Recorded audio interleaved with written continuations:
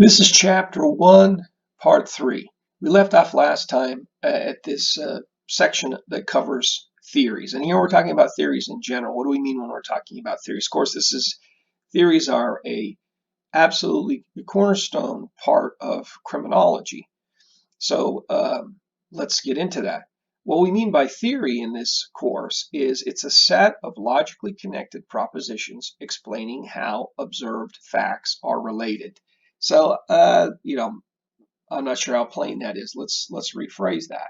So a theory is just basically it's an explanation for whatever it is that you're trying to understand.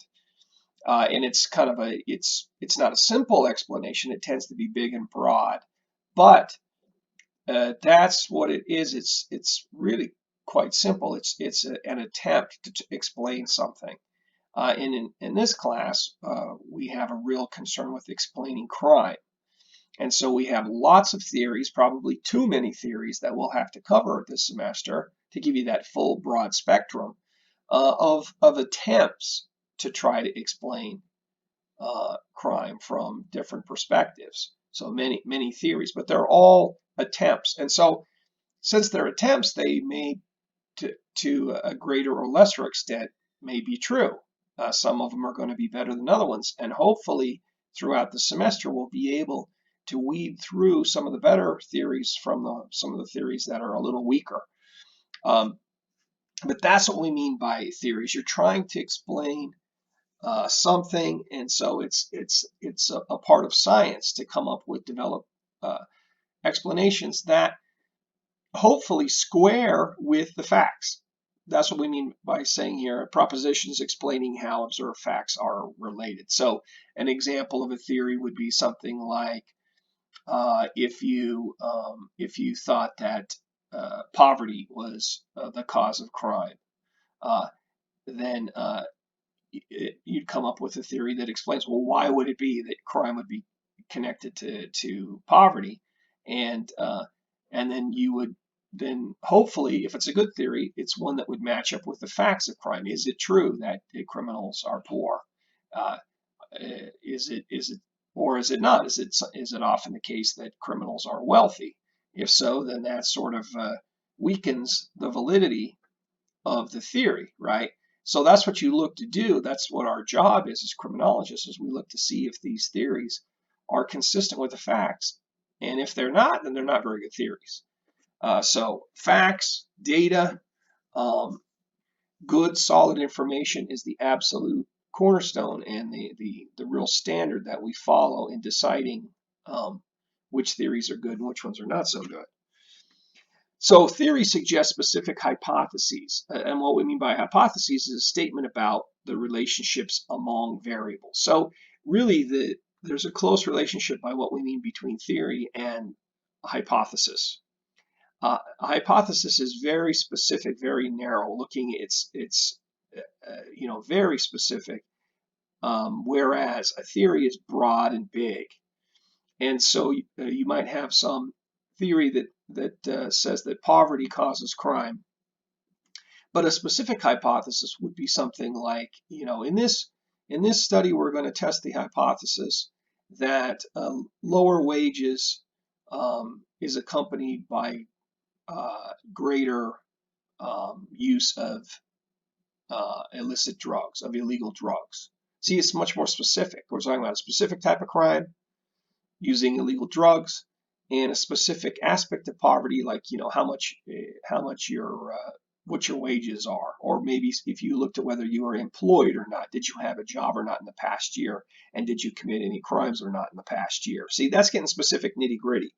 So hypotheses deal with the nitty gritty, and the theories are big and broad. Okay, so but there's definitely a connection between theories and hypotheses. A theory will be able to generate many hypotheses, and so think of it that way. Lots of hypotheses, but one theory that they're based on. Criminologists think about probabilities of criminal behavior, not in terms of sufficient or necessary causes. Okay, what do we mean by that? We take basically what's a statistical approach to criminal behavior. We don't say, okay, if you have this characteristic, then guaranteed you're going to be a criminal 100% for sure, because human beings are just too complicated to be able to reduce to little categories like that.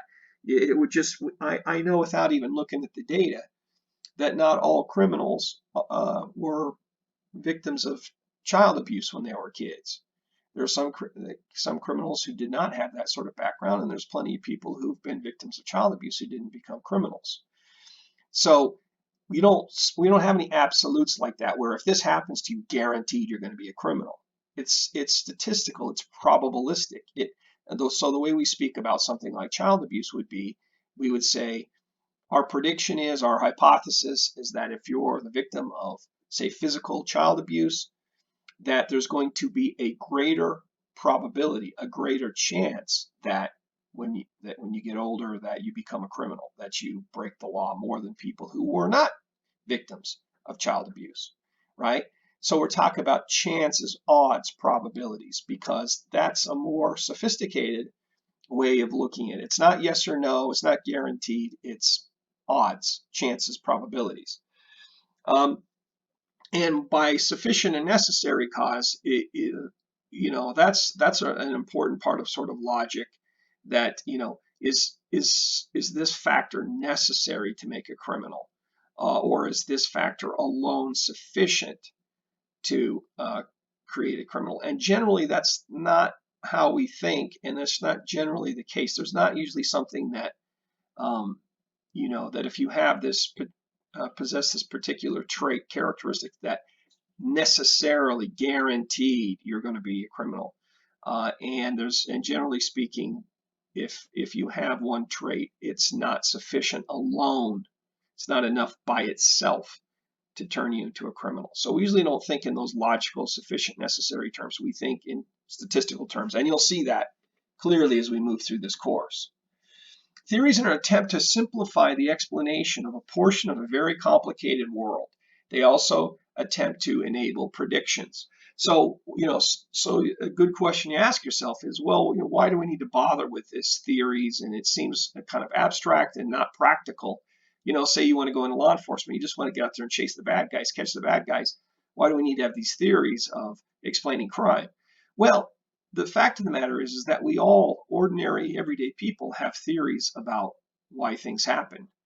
And we all have our ideas about what makes a criminal tick and what motivates them to commit these crimes. And it's just, but a lot of our beliefs are sort of kind of informal, and we just kind of pick them up along the way. And they may be right, they may not be right, but they're not, we don't have the time to take a scientific approach to our views of things. And that's what we have criminology for, is to be able to take that much more careful, systematic, really careful look to make sure that our ideas about what's going on are accurate, are consistent with the data, are consistent with the facts. And hopefully if you get a sophisticated science, then you're going to be able to more and more accurately predict that if, for example, we haven't got there yet, but maybe someday we might get to the point where you could say, okay, if you have these 10 characteristics or traits, this, and this, let's say, for example, that you belong to a gang, that you have a problem with alcohol or drugs, that you, maybe had some trouble when you're a teenager, that you come from a dysfunctional family, et cetera, et cetera. You struggled in school and did not like school and had maybe learning disabilities, et cetera. That if all these 10 factors are true of you, then we can predict, with a certain amount of accuracy, that this type of person ends up developing into an adult criminal, right?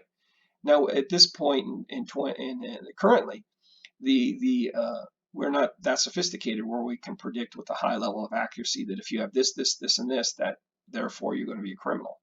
But that's what science is trying to do, is predict that, oh no, if this has happened to this kid, we got to get in there and help this kid because he or she's on a bad path towards becoming a lifetime criminal. We don't want that, so we need to intervene. So we want to be able to predict accurately and know what the red flags are early, so that we can help out and we can prevent someone from getting on this bad trajectory towards crime, right? So that's a lot of what science is trying to help us do, is figure out what's the cause, the source of the problems, the true, accurate cause of the problems, and what can we do about it? So it's understanding, it's being able to fix the problem. The best theories must be adjusted to the facts or the data. The data rules. Absolutely. It's think of criminology like a criminal court. In a criminal court, the judge, the jury, what they care about is facts, evidence, right? Give me some good hard facts. Give me some video recording of the crime. Give me some good, solid, reliable testimony. Give me some other sorts of physical evidence. Give me some DNA evidence, right? If you don't have evidence, it's just speculation. It's not taken seriously in the court. Well, same thing in criminology. We're looking for data. We're looking for evidence. We're not looking for speculation. We're not looking for opinion. And if the data says X, Y, and Z, well, you got to respect that, even if it goes against your own opinions, your own thinking. Well, the data, again, you got to think of the data as being the bottom line. You got to follow and respect the data. That's the approach that we use in criminology. A good theory has the following properties. Number 1, predictive accuracy. Number 2, predictive scope, simplicity, falsifiability. So before I get to that next point, let's make sure we're all on the same page with what do we mean by these things. Number 1, predictive accuracy. What we mean by that is that maybe a simpler way to put it is that the theories have to be consistent with the facts. And so if you have a theory, if you have that theory that says that crime is caused by poverty, but then you go out and you find out that, wow, most people are really law-abiding, most poor people are really law-abiding, and there's a lot of wealthy crooks too. Well, then you start to doubt the predictive accuracy of this poverty theory, because for a theory to be a really good one, it's got to be squared with the facts. It's got to be consistent with the facts. And the more consistent it is with the facts, the better the theory it is. It matches up with reality is what we're saying there, if it has high predictive accuracy. If it doesn't, then it's not such a good theory. Again, it's back to the data. The data determines whether you've got a good theory or not.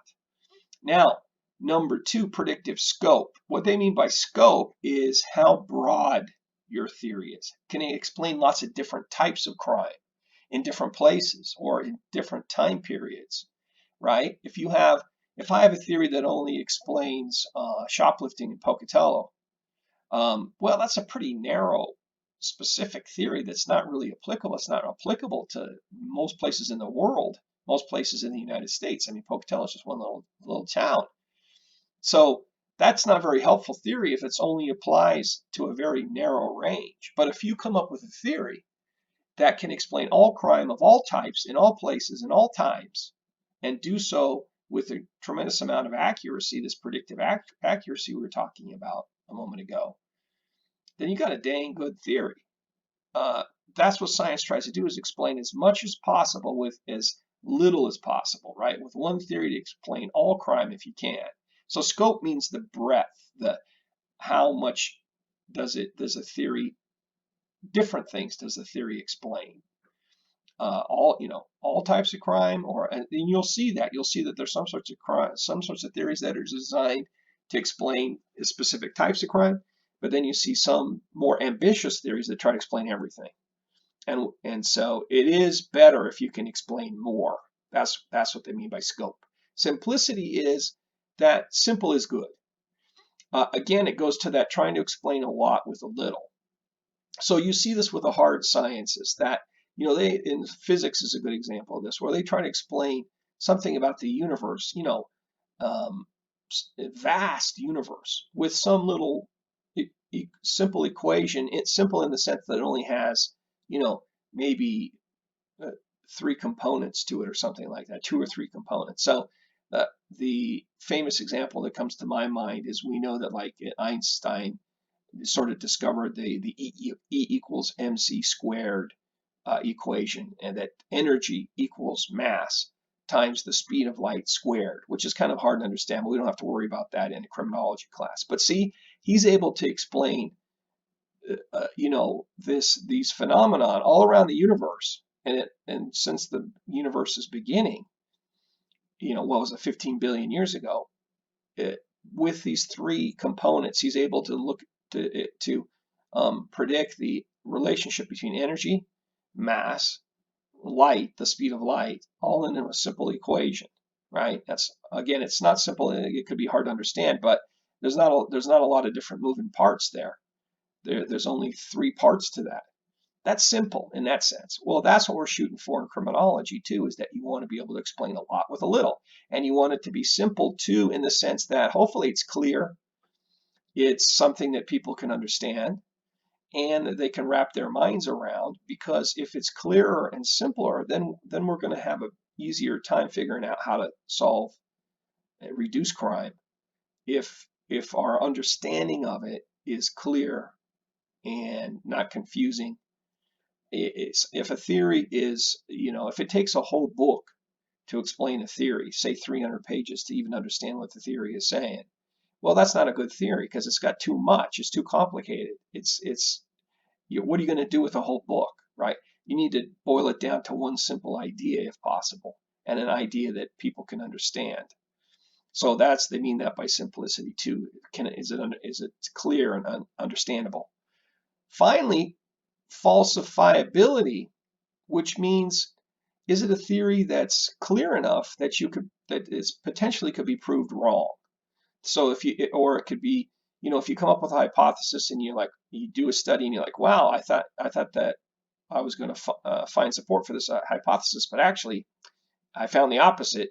Well, then that's a hit to that theory, and that you're going to at least have to go change the theory, tweak it, improve it. But if it's a theory that's so vague and so squishy that you can never prove it wrong, that the people who like the theory can always come up with some explanation that you can never, put a dent in it. You can never come up with a way to say, see, well, this theory doesn't really predict what it's supposed to, so it's kind of has some problems. If the theory is so vague, then it's not a very useful theory. One problem with if you took like a spiritual sort of explanation of a theory that, well, the crimes were committed because people were under an evil influence. Well, how do you exactly disprove that? Because it's not really something that you can observe and collect data on and thereby prove that it's either true or that it's false. That there's these sort of, unobservable influences. And so in that sense, from the scientific sort of approach, it's not a very useful kind of explanation, because you can't really improve it or find its weaknesses and improve it, or prove that it's incorrect, because it's just not a theory that's very falsifiable, right?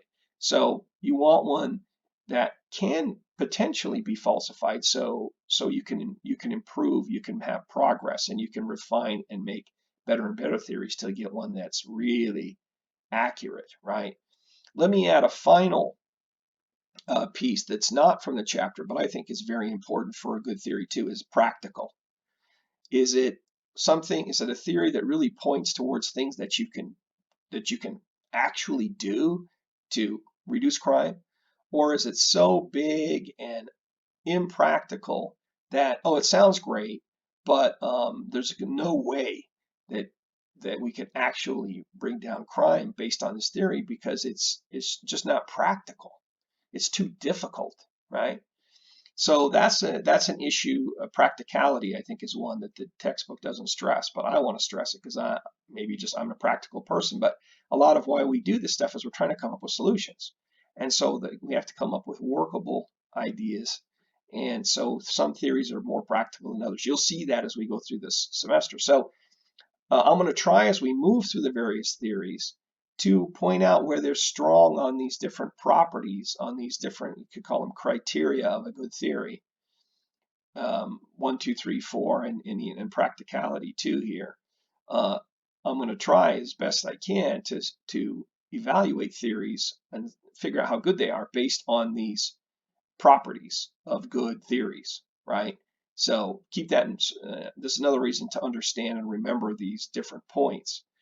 1 through 4 here, plus the practicality one that I listed, because it will help us weed out some of these bad, theories that are weaker, and find out which ones are stronger. Okay, this next one here, not an important point, but I will say that theories can be at different levels of analysis. So you'll see that a lot of theories we cover this semester are focusing on the individual. Why did Joe become a criminal and Mike didn't, right? So that's an individual level theory. But then you've got theories, for example, one theory we'll talk about is called social disorganization theory. And that focuses on why is this neighborhood have a high level of crime versus that neighborhood over there, which has a low level of crime. See, so it's just a different level of analysis. Instead of focusing on individual people, you focus on a collective. And so, I mean, you see studies that will compare countries at a very high level of analysis. Why does America have a high rate of homicide, for example, compared to other countries? That's what we would call that a macro level theory. So theories that are at an individual level are typically called micro level. And if it gets much bigger than that, neighborhoods, cities, counties, states, countries, macro level, right? So again, not a fundamental point, but it's worth mentioning. Last couple of points from this chapter. I'll try to hurry because we're getting long here. Ideology is one's philosophy or way of looking at the world. Theories can be an extension of one's ideology. So you see that, unfortunately, one thing that is a big part of criminology, we have to be honest and candid about this, is that people's politics, political orientation, and views have a lot of influence quite often on how they look at crime, how they look at the criminal justice system, and it can guide and influence a lot what their research, what the findings are, what the what data that you find and how you analyze it and that sort of thing. It's influenced a lot by people's beliefs and their ideologies very often, their worldview, their belief systems. And so we just have to be candid about that. I mean, we're all human, so we bring our humanity into the research. So you need to be aware of that up front in any of these criminology classes, really any class you take where they focus on human beings, is that there's going to tend to be controversies, disagreements about what the truth is or what the best theories are and that kind of thing. And your attitude should be, in my view, your attitude should be, okay, I'm going to have my eyes open. I know that people are influenced by their backgrounds, their perspectives, and I need to be aware of that, so that can kind of help me know where the person's coming from, where the research, the study's coming from, and know that that's part of what's going on here, because you want to be a knowledgeable kind of consumer of this information, and to be aware of these things so that you can, in a smart way, make up your own mind about these things, which is what my goal is. My goal is to not push anything on you folks, but only to give you the menu of all these different ideas, and then you walk away with what you are most persuaded by, right? That's my approach in this class. The author talks about how criminologists can be divided up into two, having one of two visions. Number one, the unconstrained vision, which is that human activities are constrained by an innate human nature, are unconstrained by that. And then number two, the constrained vision, is that human activities are limited by our human nature. So that you do have, of course, the most popular position that you get in the social sciences is that human beings are very flexible and malleable, meaning that they can be changed quite easily by the efforts of other people. And so you have the type of criminologist who is more optimistic about changing people and turning criminals into non-criminals. But then you have folks who are more likely to kind of have this constrained vision, where they say, well, people, we have human nature, and human nature is stubborn and tough to change. And so it's going to be a real challenge to change people. It's going to be a challenge to change criminals. And that the people with a constrained vision are more likely to sort of think that biology is important in causing people's behavior, that the brain is important, that genes are important. And so these folks tend to be a little, not necessarily, but it may be a little bit more skeptical about how easy it is to change people. And whereas the people with the unconstrained vision are more likely to think that biology is not important, and that it's easy to change people because it's easy to change social factors that or economic factors, environmental factors that we'll talk about, the family or the workplace or schools or culture, that sort of thing. And so that's, I think it's useful to sort of divide up the perspectives with using this unconstrained versus constrained vision. And frankly, most criminologists take this view of the unconstrained vision, that they're more,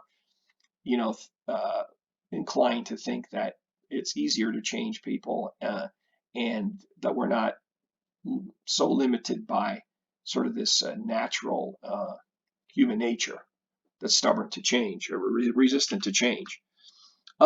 Interesting study that was done by the author of this textbook and his colleague in 2010, where they surveyed a lot of criminologists across the United States, and I think probably other countries too.